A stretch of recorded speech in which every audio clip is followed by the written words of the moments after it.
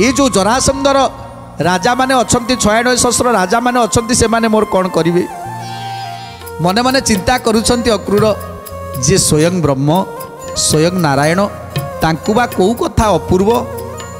तेणु अक्रूर मने मने हसुचंती हे प्रभु जहाँ आपणकर इच्छा आपणक दया हेले ये रथ जीव आउ रथ एते जोर रे जीव जहाँकि पवन ठारू मध्य आहुरी अधिक बेगरे जीव जेमिति कि आखि पिछुड़ा के रुक्मिणी नंदीघोष रथरे बसिबे आउ पुणी आखि पिछुड़ा के कुआड़े उभाई जीव सेते बेले केही भी जानी पारिबेनी किए नेला समस्ते एमिति होउथिबे। मु जानिछि प्रभु केवल ए कथा आपण ही करि पारिबे। तेणु प्रभु केवल आपणकर कृपा हेले ए नंदीघोष रथ आज सेतिकी बेगरे जीव। अक्रूर कथा शुणी प्रभु हसी दौंती आउ मायाधर एथर माया करिसंती माया करी जेतले नंदीघोष रथ को आदेश देइसंती अक्रूर नंदीघोष रथरे बसिसंती एथर सारथी को निर्देश देइसंती सारथी बाही नहीं जाउछंती से नंदीघोष रथ को समस्त सैन्य सामंतक भितर एते जोर रे जाउछंती एते बेगरे जाउछंती आखि पिछुड़ा मात्रे जाई पहुँची जाउछंती रुक्मिणी पाखरे। तापरे कौन है सुंदर कथा आज्ञा प्रमाणे अक्रूर चलाइले रथ ता देखी नृपति गण होइले चकित। गोविंद माधव कृष्ण श्री मधुसूदन गोविंद माधव कृष्ण श्री मधुसूदन।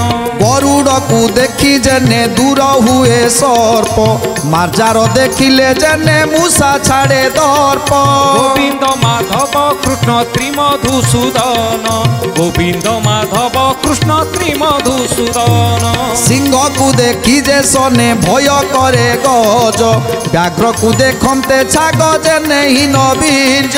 गोविंद माधव कृष्ण श्री मधुसूदन गोविंद माधव कृष्ण श्री मधुसूदन।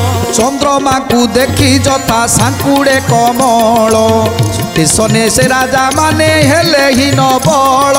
देशने से राजा माने हेले ही न बल देशने से राजा माने हेले ही न बल। तेणु आज नंदीघोष रथ को सारथी जेते बाही नहीं जाइछंती जेमिति वीर दर्परे बसिछंती आज प्रभु श्रीकृष्ण इति बेगरे जाउछि नंदीघोष रथ जाकु समस्ते चाहिछंती जेमिति गरुड़ को देखी सर्प भୟରେ पळै जाए जेमिति मार्जार को देखी मूसाटी पळै जाए सेमिति आज सबु सैन्य सामंत माने अस्त्र शस्त्र धरी सत किंतु ये जो पवन जेमिति लागिला नंदीघोष रथ जाउनी एठी 49 मूर्ति धरी पवन बहुची।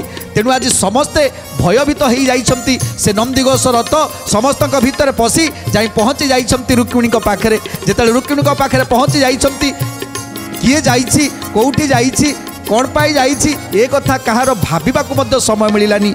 नंदीघोष रथ जाई रुक्मिणी पाखरे पहुँची जाइछि।